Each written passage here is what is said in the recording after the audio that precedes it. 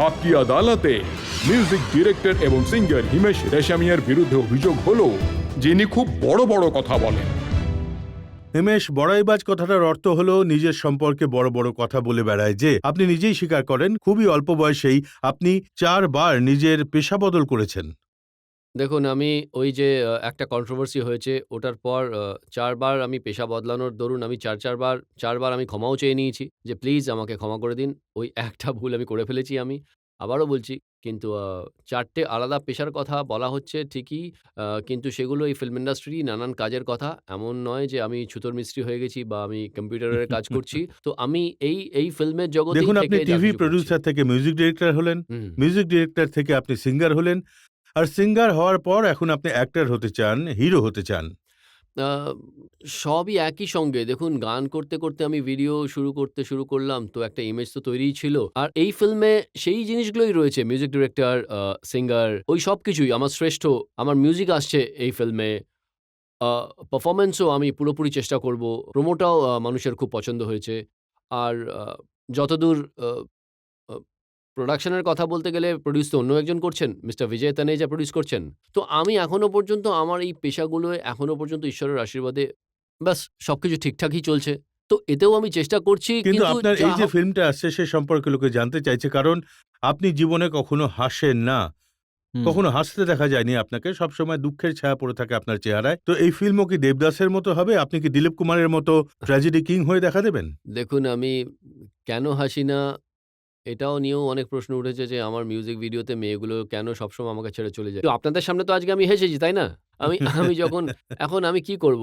এখন আমি নিজের উপরেই হাসছি যে দেখো কি হচ্ছেটা কি?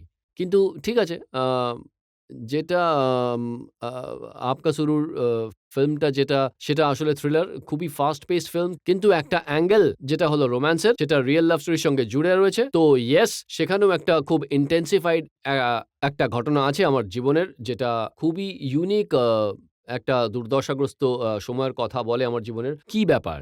অনেক প্রশ্ন আছে আমার টুপি নিয়ে, অনেক কিছু। আ তো এই ফিল্মটা দেখলেই জানা যাবে যে আপনি টুপি খুলবেন কি খুলবেন না, আ আর টুপি ছাড়াই বা আপনাকে কেমন দেখতে। হ্যাঁ, ঠিক একটা ১০ মিনিটের অংশ থাকবে যেখানে টুপি থাকবে না আমার মাথায়। ওটা একটা অন্য লুক হবে। And of course it is also connected to a very thrilling fiction plot. You know, কারণ তাতে আ একটা খুবই ইন্টারেস্টিং ফিল্ম বানানোর একটা চেষ্টা। কেউ তাকে টাকা ঢালছেন, তার টাকা যেন ডুবে না যায়। আ আর আজ পর্যন্ত যা আমি ভিডিও করেছি তার তুলনায় ফিল্মটা অনেক বড় স্কেলের। আর প্রশান্ত খুবই পরিশ্রম করছে। আর এমনকি গ্যারি পল, যিনি ক্যাসিনো রয়্যালের অ্যাকশন মাস্টার ছিলেন, উনিও তাহলে কি থাকছেন এই এই ফিল্মে। ফিল্মটা আপনাকে অনেক স্টান্ট করতে দেখা যাবে? দেখুন, আমি এমন কিছু করব না যেটা আ দেখে দর্শকদের মনে হয় যে ও নিজেকে জোকার বানিয়ে ফেলেছে ফিল্মটা। এই ইন্ডাস্ট্রিতে গ্রো করেছি, তো এই জ্ঞান আমার রয়েছে যে আমাকে কি করতে হবে, মানে কি ধরনের স্টেপ করলে আমাকে মানাবে। তো I am playing Himesh Reshammiya, I am playing HR। আর আমি এমন একটা ক্যারেক্টার প্লে করছি যেটা খুবই বিশ্বাসযোগ্য হবে। ফিল্মটাও খুবই বিশ্বাসযোগ্য হবে। আর এটা হবে আচ্ছা, খুবই আমাকে এটা পুরোদস্তুর একটা বলুন যে এই কমার্শিয়াল ফিল্ম। ফিল্মেও কি মেয়েরা আপনাকে ছেড়ে চলে যাবে? তো দেখুন, এই প্রশ্নের উত্তর যদি আমি আপনাকে দিয়ে দিই তাহলে লোকে দেখতে যাবে কেন? তো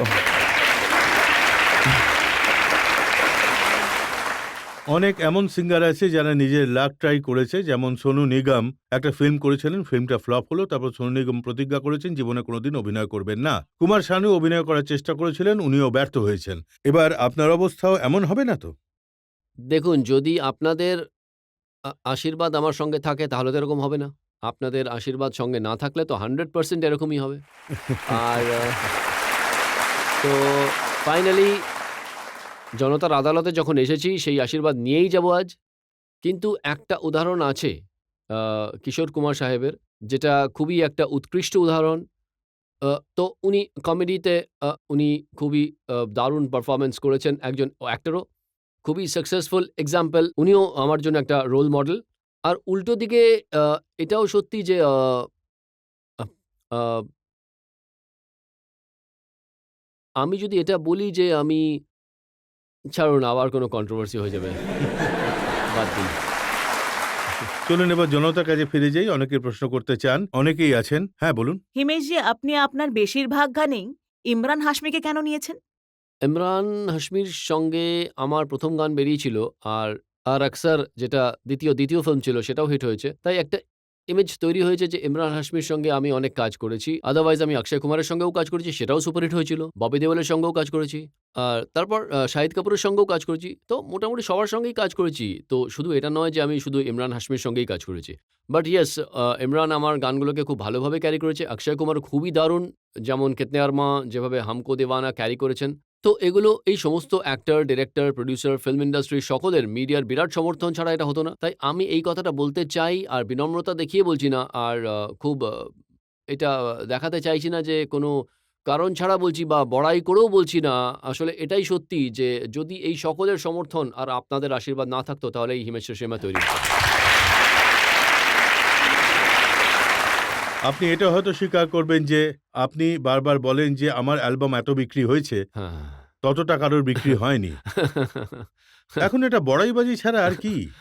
দেখুন, হয়তো ঠিকই, কিন্তু কি করব আমি তো কিছুই বুঝতে পারছি না। কিন্তু হ্যাঁ, হতে পারে আমার বক্তব্য পেশ করার ধরনে একটা কোথাও এই এত চাপের কাজের মধ্যে হয়তো কোথাও ভুল করে বলে ফেলেছি। আর সেটাই হয়তো বড়াই বলে মনে হয়েছে কারোর। কিন্তু আসলে আপকে জরুর অ্যালবামটা ভালো বিক্রি হয়েছে বলে হয়তো আমি একটা ইনফরমেশনের মতো করে বলেছি কথাটা। তাতেই হয়তো কারোর এরকম একটা মনে হয়েছে।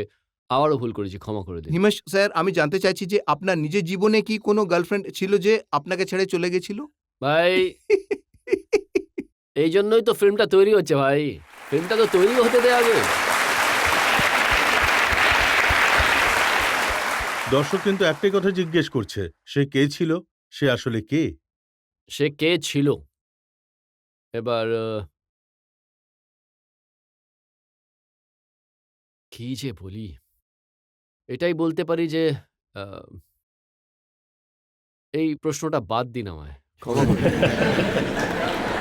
কখনো আপনার এটা কি মনে হয়েছে যে আপনি একটু বেশি ব্যথা পেয়েছেন? না, এখন ব্যথার কথা আ না, সত্যি সেরকম ব্যথার কোনো ব্যাপার নেই। সবাই খুব সাহায্যই করেছে আমাকে। আর কিছু ঘটনা আমাকে অনেক কিছু শিখিয়েছে। আর আমার মা আমাকে সবসময় এটাই বলেন যে, "বাবু, তুমি যত ভালো কর্ম করবে, আ মানে তুমি তত টিকে থাকতে পারবে।" আর আমি সেই কর্মটাই I am working towards being a good human being। আর আমি যদি 1% ও একটা ভালো মানুষ হওয়ার দিকে এগোতে পারি, সেটাই তো আমি ট্রাই করছি সেটাই করার। আর আমি প্রমিস করছি আমি একটা ভালো মানুষ হওয়ার চেষ্টা করব। আপনি এই কথাটাই গেয়ে বলতে চান মানুষকে? যে কেমন ভালো মানুষ হয়ে উঠতে চান আপনি? কোন গানটা গাইবো?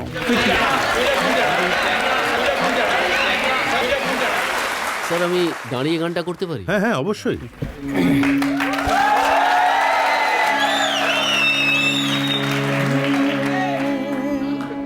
तन्हाइया तन्हाइया तन्हाइया तन्हाइया तन्हाइया सारा आलम, सारे मौसम, सारी खुशियाँ, सारी दुनिया तेरे बगैर। तन्हाइया तन्हाइया तन्हाइया तन्हाइया, तुझे भूल जाना जाना मुमकिन नहीं, तुझे भूल जाना जाना मुमकिन नहीं, तू याद ना आए ऐसा कोई दिन नहीं।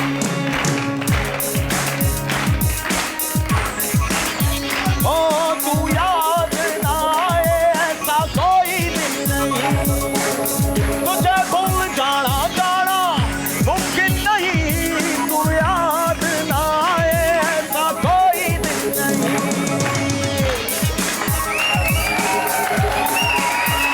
ओ अब ওই গানটা শুনিয়ে দিচ্ছি। কিন্তু এমনটা না হয় যে এখানে যেন ভূত চলে আসে।